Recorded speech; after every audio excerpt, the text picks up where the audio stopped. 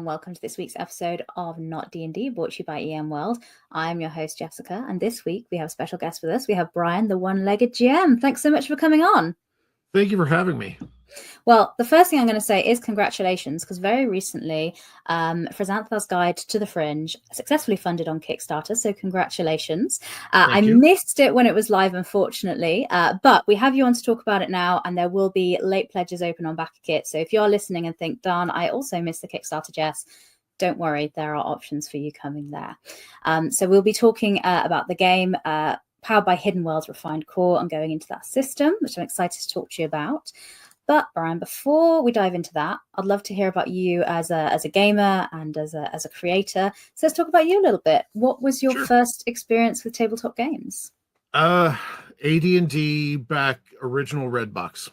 Mm-hmm. So classic. That's where I started. Kind of got the bug there, and grew up gaming with that, and of course all the standard tabletop. Or all the standard board games, the Milton Bradley stuff and all that stuff. But AD&D was my first experience. So. Fantastic. And I have mentioned you are known online, so all your handles, your website, or your social media platforms, you're referred to as the one-legged GM. So would you like to kind of introduce that's your kind of brand to people? Sure. I used to be kind of I used to refer to myself as the chaotic evil GM, which very fit my style. But about 5 years ago now, I ended up having some medical issues and I'm now an above knee amputee on my right leg, through a lot of issues. And so it kind of naturally gravitated. I was like, well, let me rebrand because it works, right? Branding is a thing. And so I actually have about 1 1/3 legs, but 1 1/3 legged GM is a bit long in the tooth. So Sure. It's just a one-legged GM. Thanks so much for sharing that with us. Just wanted to make it known, because your website is oneleggedgm.com, and also your Twitch and YouTube. So if anyone has any questions, they can get in touch with you. Absolutely. There. Fab. Well, you mentioned, you started with AD&D and you went out exploring lots of different games and things. But when did you decide to start publishing and creating games? So started creating games. I started working on what eventually became the Hidden World's refined core almost 25 years ago. Mm-hmm. I was actually out of gaming for a while and got dragged back into it by a friend who was working on his own game. And it was very, very different back then. It was very early. There was no real concept to design, but we started working on systems, and I tell the story. In fact, my good friend will tell the story. When we started doing this, I was introduced to him, and I was working a job at the time that I had a lot of downtime. Mm-hmm. And so when we first, I showed up one evening to kind of watch and listen, and then was invited back to play the next time. And when I came back the next time, I asked if they had any, what the weapons list was, because it was a modern day setting.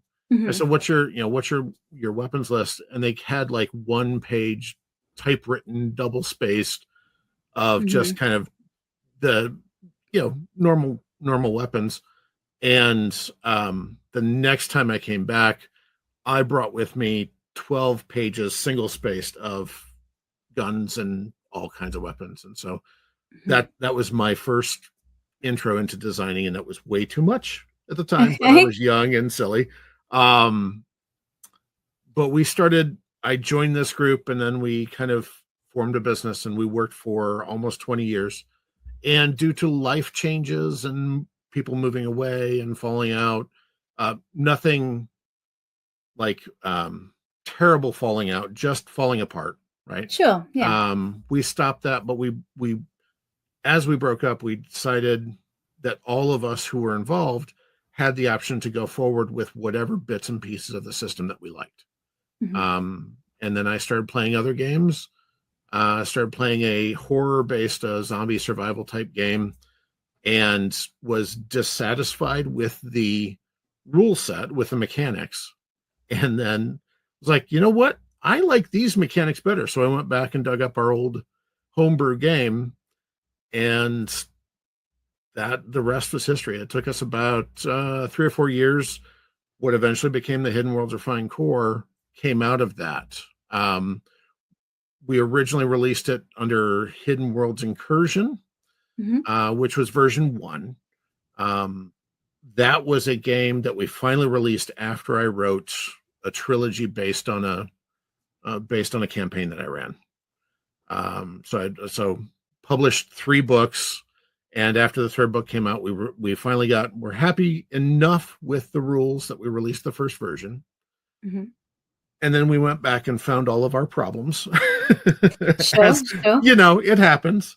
And then we took a lot of time to track down everything that we didn't like about our release, and came up with the Hidden Worlds Refined Core. And this is our one and only, where there won't be a version 2. Technically, it's version 2. There won't be a version 3, period. We are happy. And I tell all of my designers, everything is backwards and forwards compatible from here on out, because I don't want to get into the power creep, scope creep problems that happen in some games. Fab. Well, I mean, Hidden Worlds is the core for, it's a very flexible system, and so you've got many genres, many different versions of the game out there. Today we're going to be talking about the kind of sci-fi setting, Fizanthra's Guide to the Fringe. So we'll be talking about that. But if people are interested in different genres powered by Hidden Worlds, if you go to the website oneleggedgm.com, you can see a whole range of things that have been out for a long time. Before we dig into the sci-fi of it, could we talk a little bit about Hidden Worlds Refined Core? So if people aren't familiar with the system, what does that look like? Mechanically, how does the game play? Sure. So the original setting is a modern or slightly futuristic, so 20 minutes in the future type setting. Okay. Where monsters are real. The governments try to keep them under wraps, but that goes about as well as you expect, right? Sure. So it's a mix of modern and modern and monsters and magic and all of that combined. The system itself, it's a single D20, so that's the only die that you need. As a GM, we recommend a minimum of 4, because there are some mechanics that require 4 D20s during specific skill checks, but the D20 itself is the only thing you need. Now, of course, we're gamers, so click clack math rocks. We all have multiples, but you only need 1. It is no classes, no levels. It's all skill-based use. It's all story-based advancement. So what the characters do during the game session is actually what they advance in. So whatever skill that they primarily use during that session, or if they try a brand new skill, if they do something outstanding, they're going to gain some points in that skill at the end of every session. So it is an incremental, gradual advancement, as opposed to, well, I've killed enough dire squirrels, I can now go up a level. Okay. What made you decide to take that design approach? Because that's quite different from a lot of other tabletop RPGs. What made you, choose to go this way? Sure. We wanted it to be far more story influenced. We kind of call it a story playing game instead of a role playing game. There's enough die rolls to satisfy the dice goblin in all of us, but there are, we want it to be heavily focused on story, and that even includes into our combat area, where we have the mechanics designed are designed around the story of what's going on. So how could we talk a little bit more about the combat approach? So what would a combat look like in a session? So combat is, as I describe it, it is quick and deadly for characters. It's actually quick for players. I run a large table. I run 6 or 7 people at my table at any one time. So I like a lot of players. We can do a high-level, boss-level combat in about an hour. Okay, great. Okay, so think about 6 level 15 characters boss battle in in a lot of other games, that's going to take, well, could be all day, could be a couple sessions even. In ours, it's about an hour, so we can get story and combat in the same session. Great. And is combat, again, the skill-based D20 roll? Yep. That? So the way our combat system works, it's a 2-second in-game combat round. Okay. So it's a quick round. We have 4 stages in the combat. All right. Okay. So the first step at the start of every round is everybody goes around the table and declares all of their actions up front. Okay. So you have to be thinking ahead. What am I doing? But I'm determining all of my actions for the entire round. Okay. Then we roll initiative. So if somebody says, hey, I'm diving through the door, and someone else says, I'm shooting through the door at the bad guy, well, you better hope the rolls pan out correctly, or else you've got to make some decisions and potentially take some negative modifiers. Okay. One of the other things that we do is, instead of all of your actions going off on your initiative roll, they're actually scattered below that. So let's say, Jessica, you've got you rolled a 22 and your character has 2 actions. Your first action will go at 22. Sure. Your second action actually goes 3 steps lower at 19. Okay. So all of a sudden, all of these actions are intermingling, which keeps everybody involved in the combat. So that's our initiative stage. Then we do the resolution. So the GM goes around starting at the top of the initiative, and you roll the resolutions. But the players don't know the results. So if you're attacking an NPC or a monster, you're going to roll your attack roll. The GM's going to roll the defense roll. You're not going to know if you hit.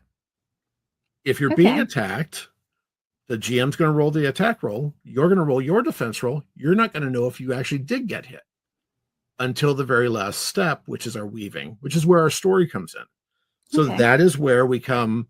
During the GM says, all right, during this round, this happened. And yes, you shot the monster and they look hurt. By the way, you also got hit. You take 15 points of damage.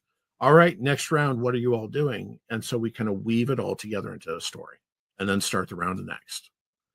I can see how that makes for a quick combat with the players, because there's no, oh, it's my turn, what am I doing? And all that sort of thing. And I imagine creates excitement as well, because you're kind of, you all do your actions and you're like, how'd it go?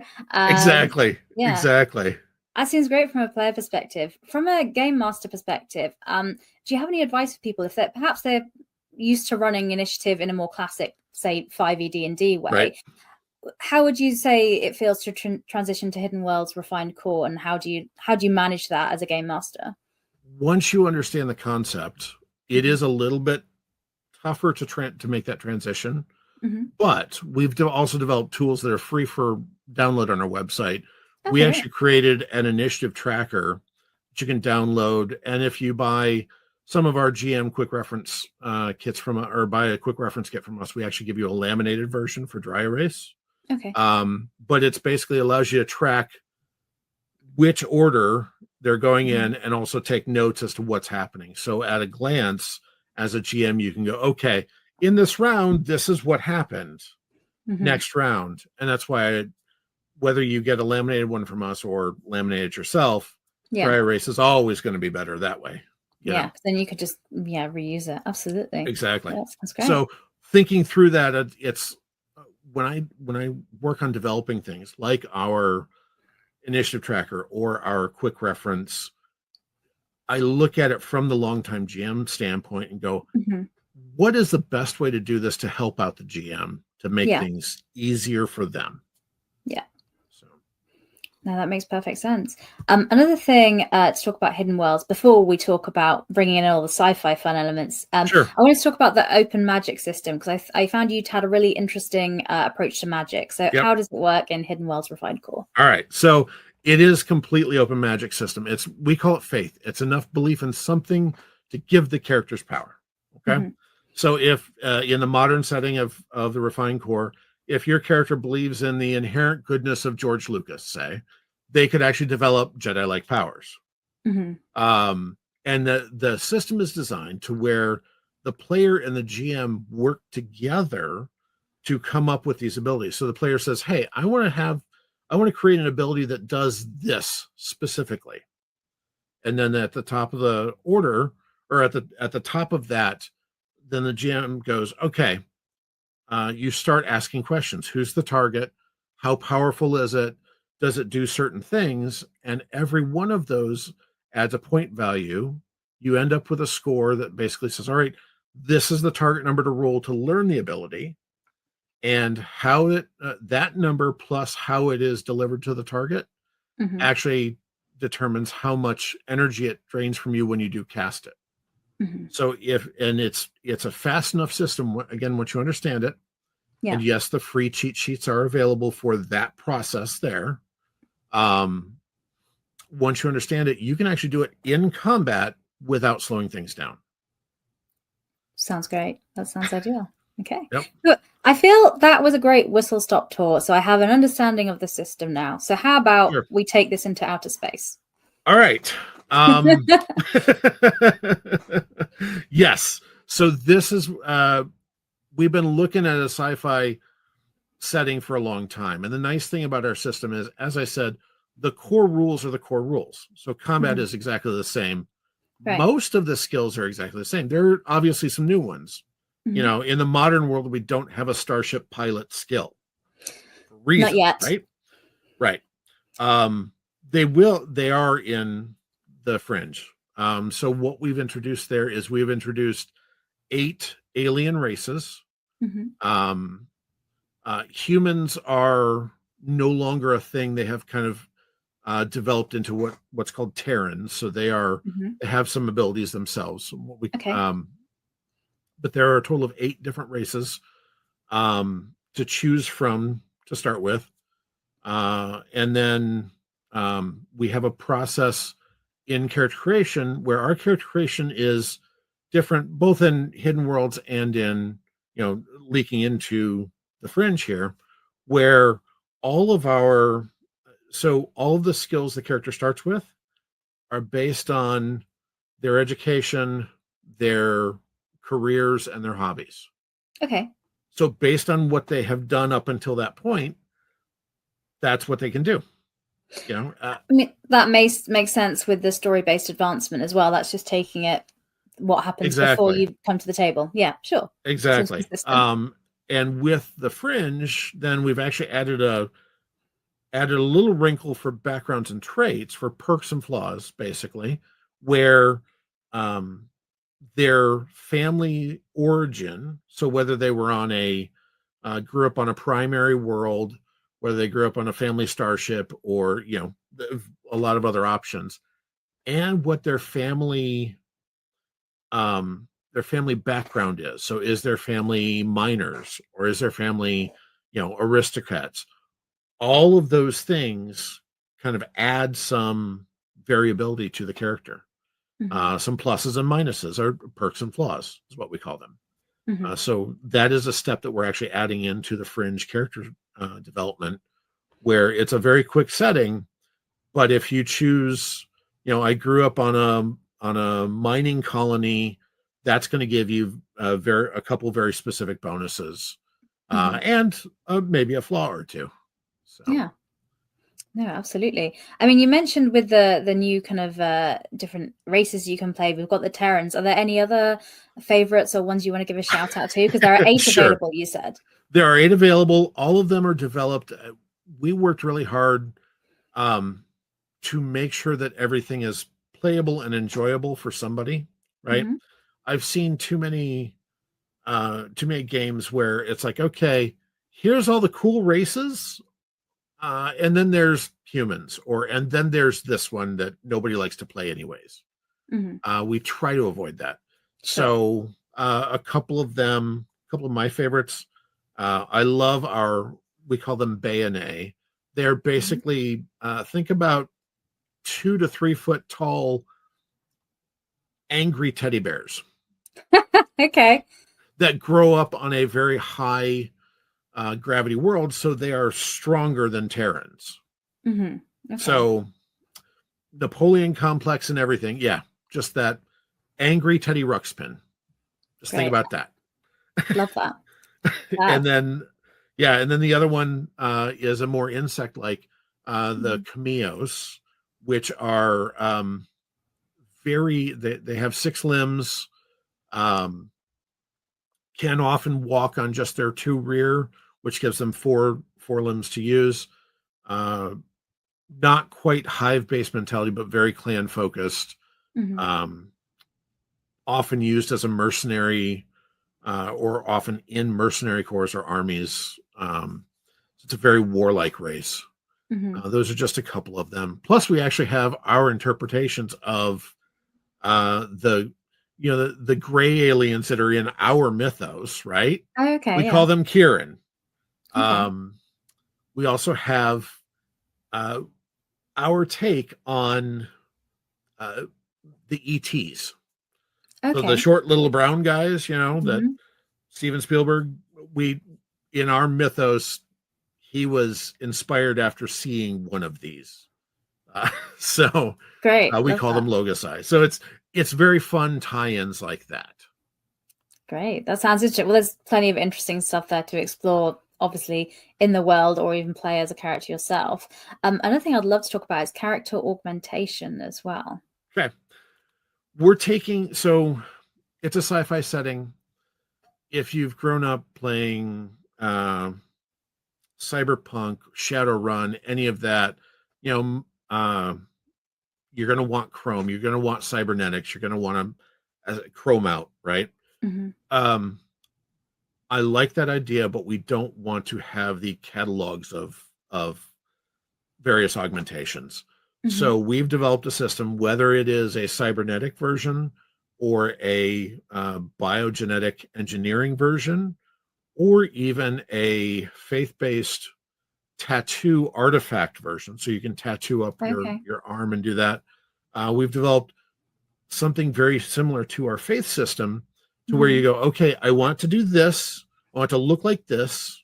Okay, here's how much that will take out of my pool. Right? When you get all the nitty-gritty numbers down, this is what it'll take out of my pool. Great. I can afford that and it won't screw me up. So it's a very open to interpretation. That way we don't have to come up with an entire catalog of stuff. We leave that up to the imagination of the player. Also allows me to print a 150-page book versus a 400-page book.